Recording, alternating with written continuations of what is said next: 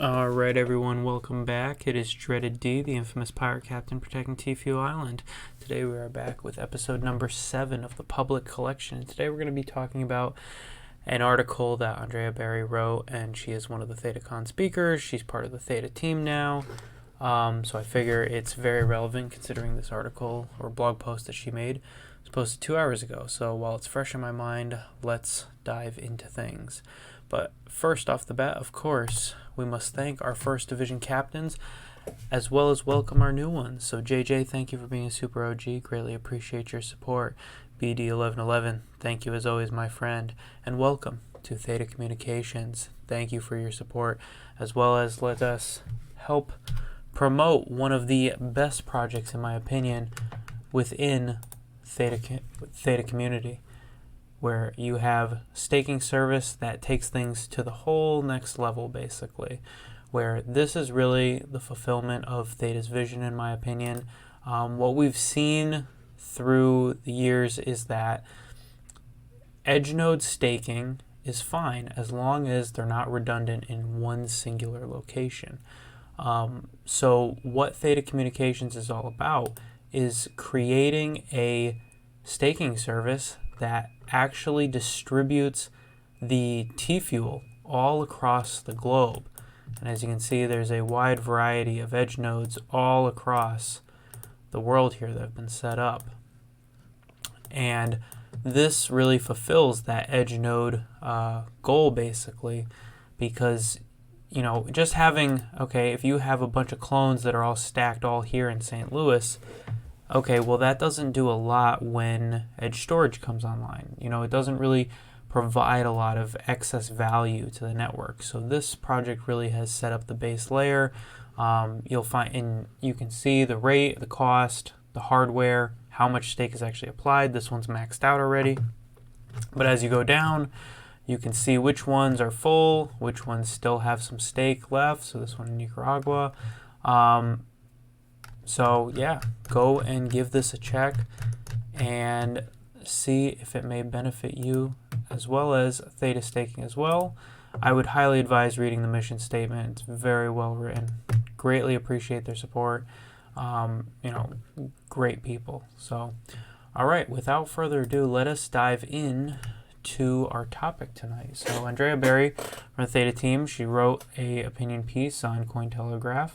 And it really talks about TV streaming providers relying on NFTs. And this is something that I've discussed in my circles, as well as, you know, a lot of OGs. We've discussed this over the years about how advertising revenue is no longer a fundamental foundation to stand upon, right? It's fine in a low interest rate environment.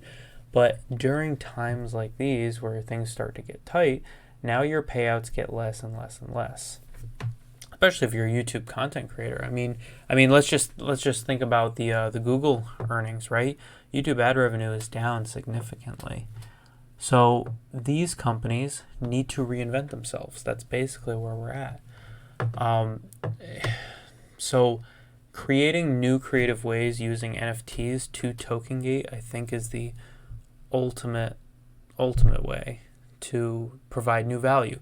One idea that we've been throwing around with NFTs is right now with streaming services and how they've come about, you've basically destroyed all the revenue from the box office, right? Because if a movie can just come out 3 days later or the same day on a streaming service, you've lost out on tons and tons of money that is the box office release.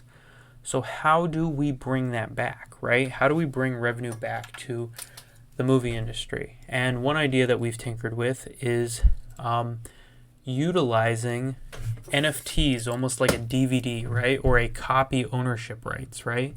So one idea is to have a lottery in which we all enter, almost like on Theta Drop, right? And you put your name in for bid.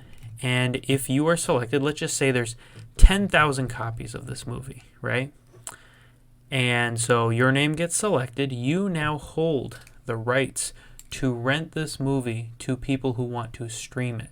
So now you, as a holder of this NFT, now are able to go compete in the marketplace with the other 10,000 people, and you'll be able to rent it out for what? Like, we'll say a stream costs, we're talking micropayments now, 20 cents a stream, 15 cents, 30 cents a stream, right?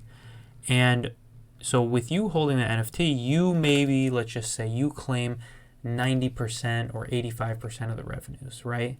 From the proceeds on each stream.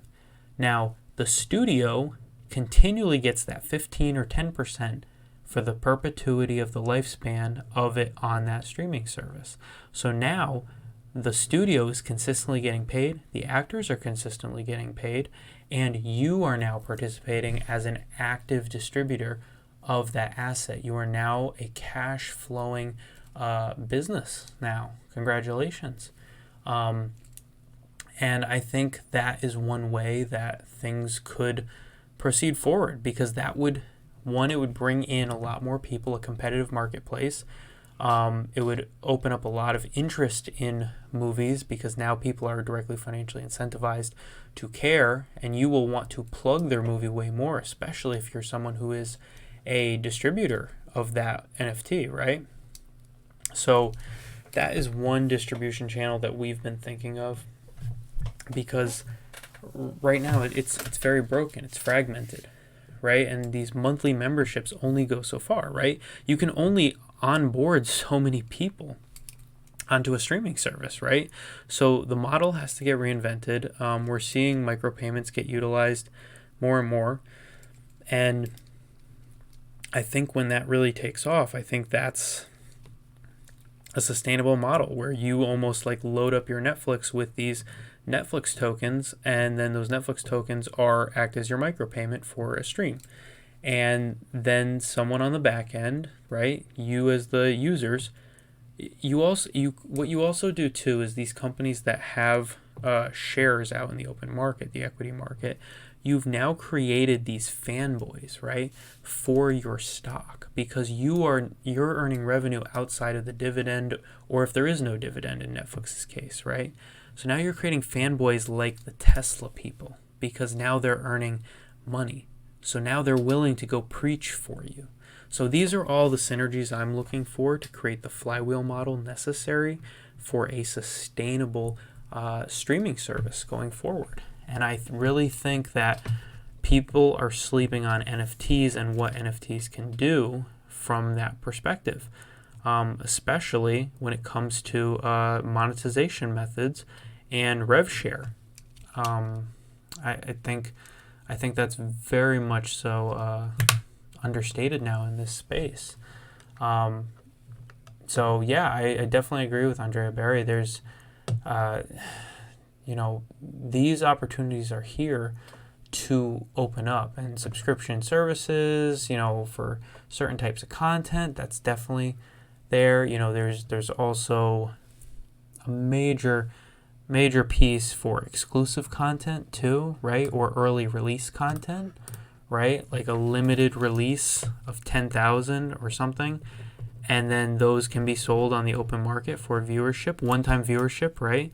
Where like you get a one-time viewership thing, and you can either watch the movie or you can sell it on the open market to somebody else. But if you do enter or open the movie, right, just like a rental on YouTube, it burns the NFT. So once it's been opened, once that movie's over, it burns it. So now your pre-access can no longer be distributed to somebody else or taken away or stolen.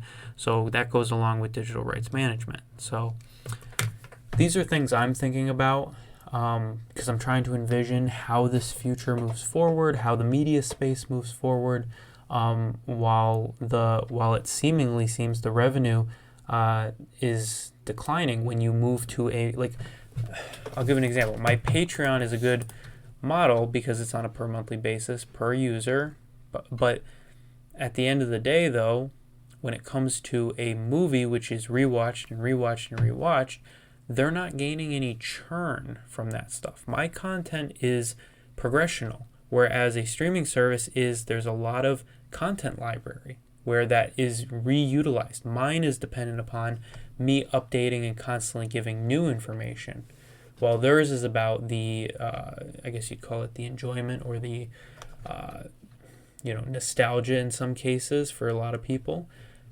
that rewatching doesn't really give any benefit. It's the same with Netflix, them going into their own studios, right? Them making their own movies or their own TV shows. That's great. You're making your own TV shows, but that doesn't cash flow unless people are continually increasing membership, right? So you have to kind of get creative and start thinking about, what are you going to do as we move forward here? And I think this is a logical next step. And it's really about like just creating that flywheel, like I said. And if you can do that, you have the ultimate business, which is why Netflix, for a long time in Theta, we've thought that Netflix was going to go this direction. And maybe we're just too early on it, right? Because it hasn't happened yet. Maybe we just haven't had that aha moment or that meeting. So now we just need to put the pieces together. So, all right, everyone, this is a quick video for tonight. Have a good evening. I will see you all on T-Fuel Island. Take care, everyone. Bye-bye.